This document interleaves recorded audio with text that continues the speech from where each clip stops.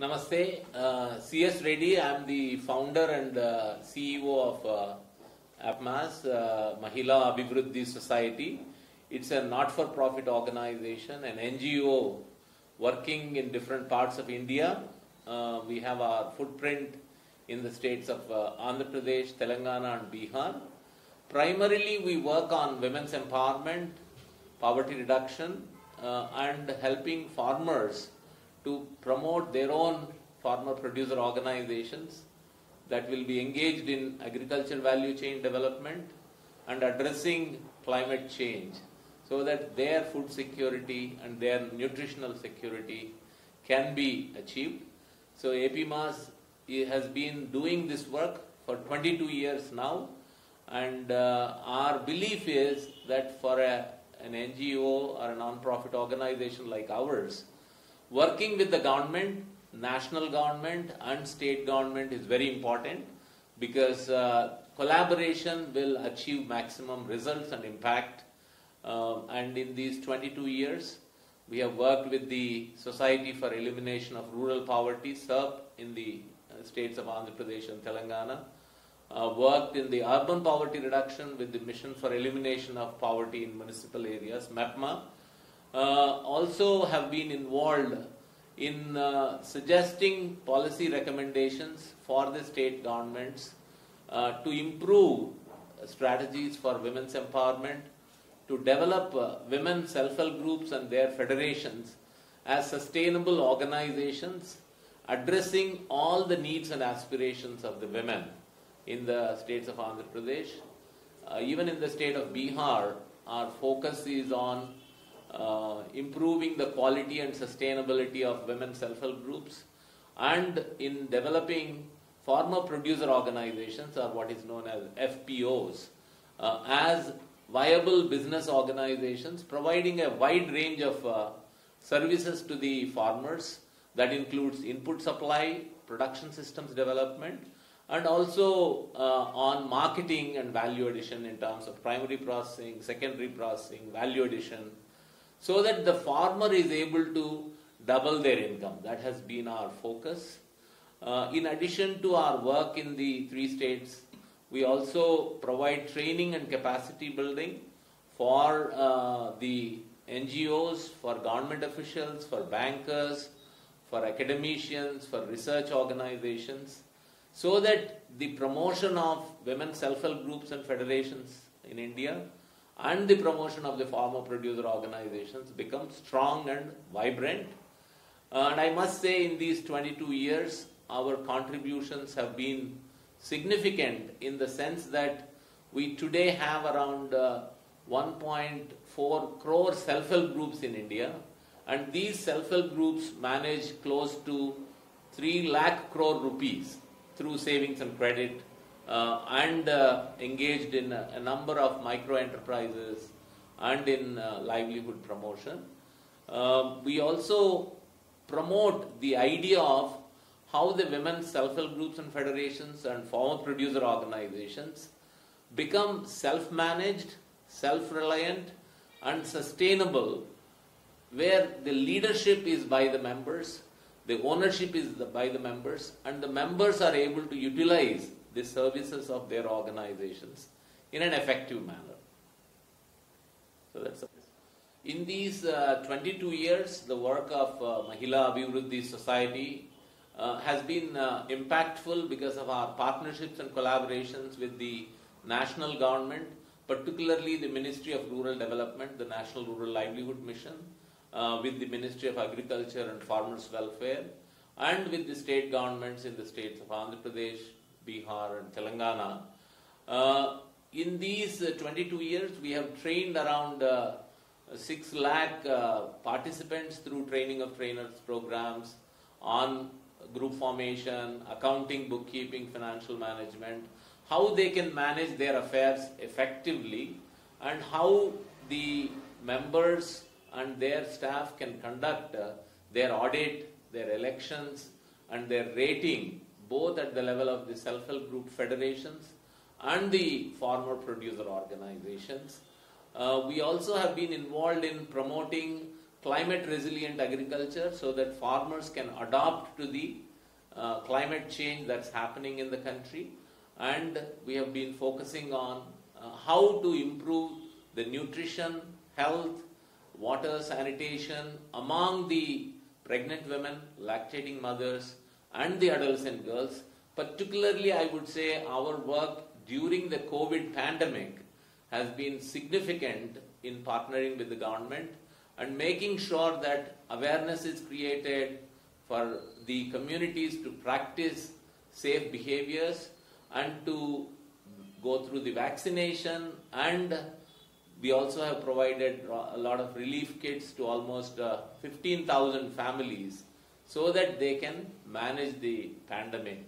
So over the years, our work has been impactful at the household level, at the level of the self-help groups, at the level of the federations of self-help groups, and at the farmer producer organizations to develop into agriculture value chain business organizations.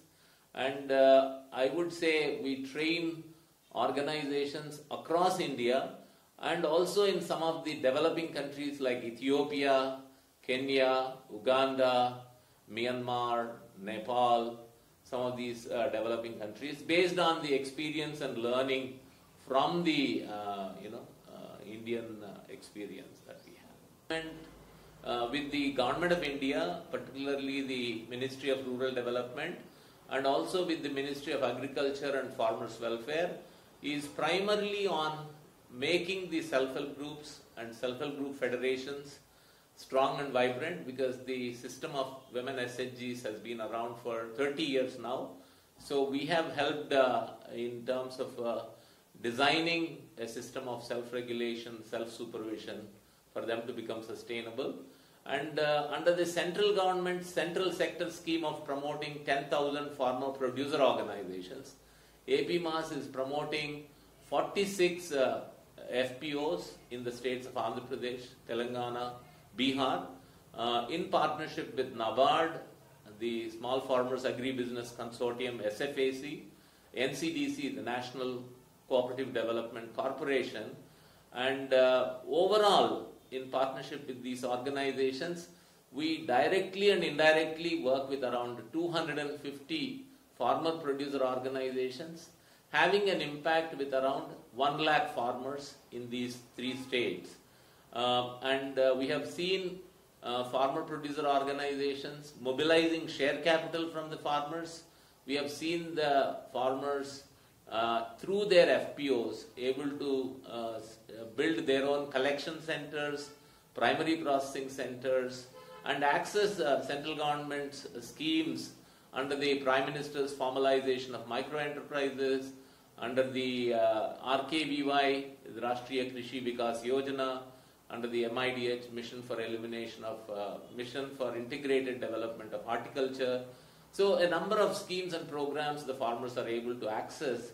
And I must say that the Government of India has been very proactive and farmer friendly in making sure that they are able to take advantage of mobilizing and organizing themselves into the collectives as farmer producer companies or as farmer producer cooperatives, where in every FPO we have around 500 to 1,000 farmers as shareholders, and they are involved in the entire agriculture value chain in terms of input supplies like seed, fertilizer, pesticides, in terms of production systems, including promotion of natural farming, and then in terms of primary processing, grading, sorting, cleaning, marketing.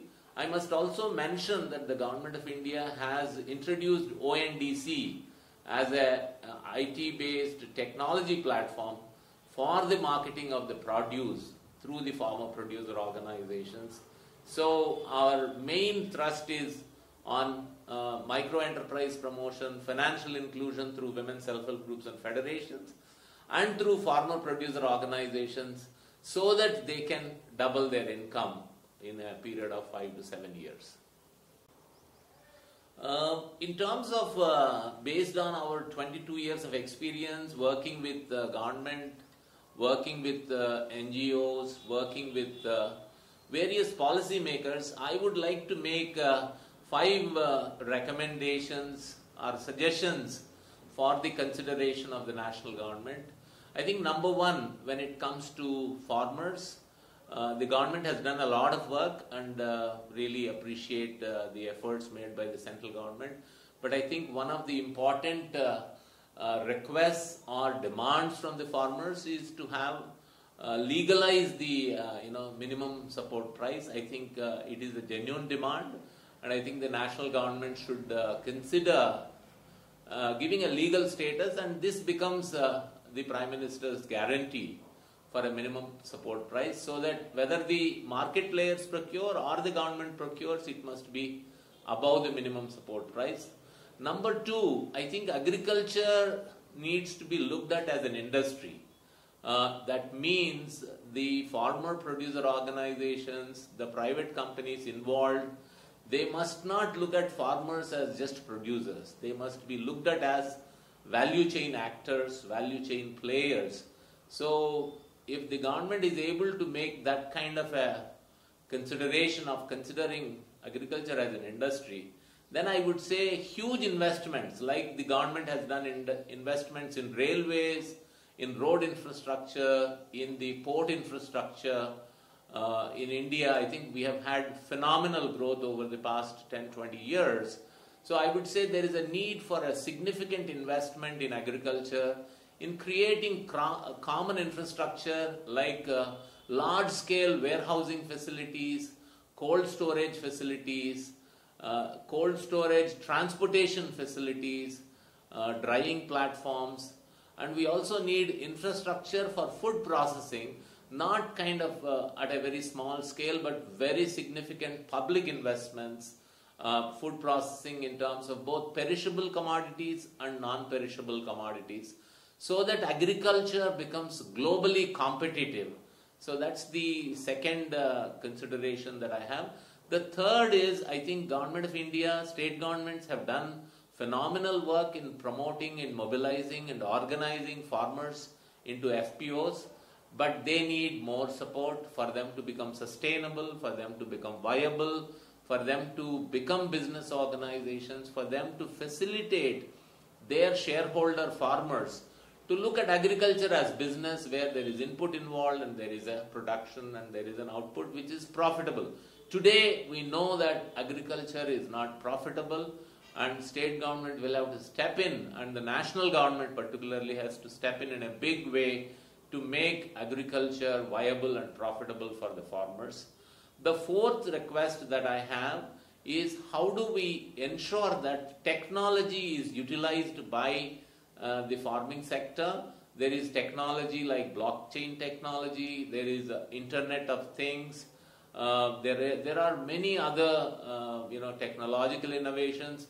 For example, all the farms we can do the geotagging, geofencing, the traceability of the produce can be tracked through technology, and farmers can also maintain their practices using technology like an app at the level of the farmers. So I think technology can be transformative. Some work has happened, but I would say it has been a bit sporadic.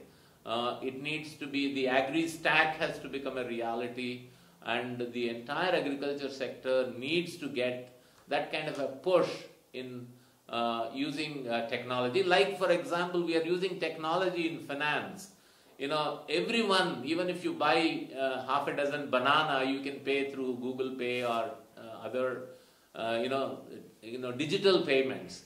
So similarly, how farmers can market seamlessly their produce on the IT platform, how they can procure their requirements using the technology platform.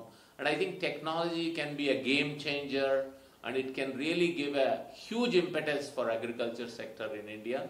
And finally, I think there are challenges in terms of how state government and national government work on agriculture, because agriculture is seen as a state subject. I think there is a need for harmonizing this relationship and make sure that the farmers are not suffering because of inadequate coordination, cooperation, in terms of schemes and programs for the farmers at the national level, at the state level. And I think the need for a big push to promote natural farming through the self-help groups of women, through the federations of women, through the farmer-producer organizations, can bring about improvement in nutritional status, improvement, reduction in malnutrition. Our soils will improve, our water will improve, our air will improve, and we will be able to really save our Bhumata. And I think for that, I would request Government of India to take some significant steps. With regard to the effective use of mechanization and also use of technology for agriculture, I would say over the past 20 years or so, there has been a phenomenal improvement like drip irrigation, sprinkler irrigation, also using drones for spraying, harvesters for paddy, for groundnut. So there is a fair amount of mechanization APMAS in our field areas with the 1 lakh farmers that we work with, we strongly promote custom hiring centers run by the farmer producer organizations and the women self-help group federations, where they give these equipment, these machines like tractors, rotavators, drones at a reasonable rent so that the farmers can reduce their cost of production. So I think the mechanization has improved, but a lot more can be done in the next 10 years. So that because the labor shortage in India is becoming real and also more expensive, so that is pushing up the cost of production for agriculture. So I think mechanization requires, and we have this whole concept called Uberization of agriculture equipment, agriculture machinery. For example, in a given geographic area, there may be several tractors available, several harvesters available, but they're not on any IT platform. So can we bring them onto an IT platform so that the owners and the users both can benefit from that kind of so mechanization is the way to go, and farmers collectives can play a significant role. In terms of use of technology, both in terms of digitizing the farmers' land, digitizing their crops, digitizing their financial transactions, digitizing the marketing, I think is going to be a big improvement that will benefit both farmers as well as consumers.